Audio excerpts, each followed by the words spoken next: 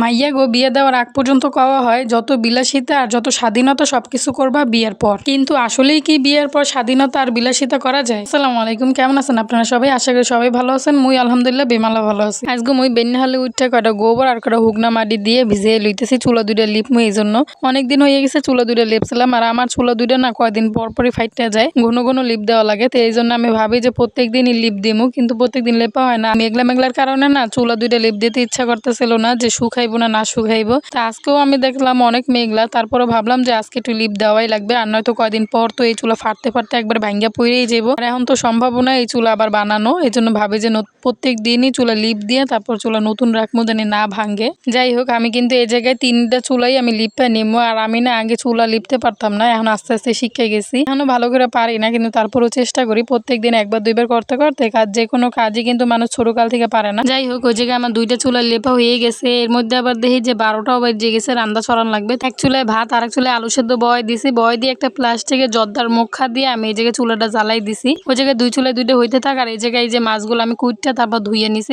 আজকে সকালে আমাকে ঝাউ ধরছিল, আর ঝাউয়ের মধ্যে এই মাছগুলো পাইছিল। তো বেশিরভাগই গুড়ি মাছ আছিল মলান দিয়ে। তো ভাবলাম যে তাজা তাজা মাছগুলোই আমি আলু দিয়ে চচ্চড়ি করে এলাম। ওই জায়গায় আলু কুচিয়ে নিছি, আর এই জায়গায় পেস্ট, টমেটো, তারপর রসুন, কাঁচামরিচ এইগুলো কাটিয়ে নিতেছি। আর আলু টমেটো দিয়ে কিন্তু এই মাছ চচ্চড়ি করলে অনেক মজাই লাগে শীতের দিন। এই যে ঝাউয়ের থেকে যে মাছগুলো ধরে আনছে, এই মাছগুলো কিন্তু রান্না করলে কেউ খাইবে না।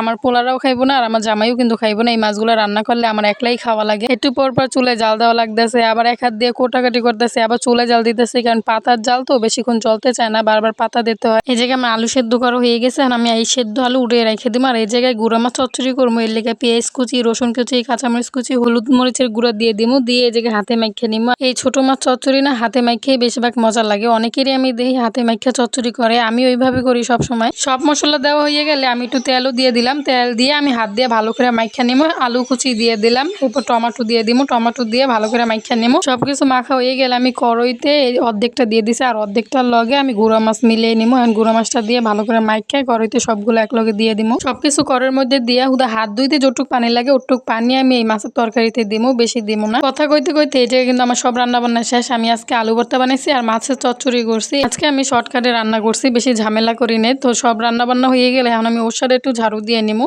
ওর সাথে ঝাড়ু দিতে দিতে দেখলাম আমার জামাই মাটির বস্তা নিয়ে এসে। আমি সকালবেলা মাটি বস্তায় ভরে রেখেছিলাম, এখন এই মাটিগুলো নিয়ে এসে গোসলের আগে আগে রান্না বান্না শেষ করে ওর সাথে ঝাড়ু দিয়ে দুজনে মিলে যাবো কোলায় সুপারি গাছের চেরা নিয়ে।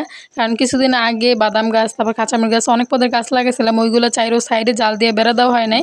তো আজকে ভাবলাম আজকে যেহেতু তাড়াতাড়ি রান্নাবান্না শেষ হয়েছে, আজকে আমি সুপারি গাছ দিয়ে জাল দিয়ে বেড়া দিয়ে আর নয়তো গরু মুরগি এইগুলো ঢুইকে সবকিছু নষ্ট করে ফেলায়। তো আমার জামাই ওদিকে বেড়া দিতেছে। যাই হোক, ওই জায়গায় আমার জামাই বেড়া দিয়ে নিতেছে, আর আমি এখন বাড়িতে যাইয়ে গোসল করে পোলাপান নিয়ে খাইতে বইয়ে পড়বো, কারণ অনেক দেরি হয়ে গেছে খাওয়া দাওয়া করতে করতে। আমি তো এই জায়গায় ভাত বাড়তে বাড়তে দেখি আমার জামাইও গোসল করে আইয়ে পড়ছে, আর আমরা সবাই মিলে ভাত খেয়ে নিই। আর এই যে আমার ছোট পোলাটা ভাত খাইতেছে, ও সহজেই আমার ভাত খাওয়াই দিতে দেয় না, ও একলাই সবসময় ভাত খায়। যাই হোক, খাওয়া দাওয়া শেষ করে আইসি পাতা কুড়াইতে, কারণ বাগানে অনেকগুলো পাতা জমে গেছে। ভাবলাম আজকে একটু কুড়াইয়ে নিয়ে আহি। মাইয়াগো বিয়ে দেওয়ার আগে সবাই কয় যে মাইয়াগো নাকি বিয়ের আগে স্বাধীনতা থাকতে নাই, বিলাসিতা করতে নাই, বিয়ের পরেই নাকি সবকিছু করা যায়। কিন্তু আমার তো মনে হয় মাইয়াগো বিয়ের আগেও কোনো স্বাধীনতা থাকে না, আর বিয়ের পরেও কোনো স্বাধীনতা থাকে না, বিলাসিতা থাকে না, জীবন বলতে কোনো কিছুই থাকে না। যেটা আর কি আমার মনে হয়েছে, এটা আমার দিক থেকে কইলাম।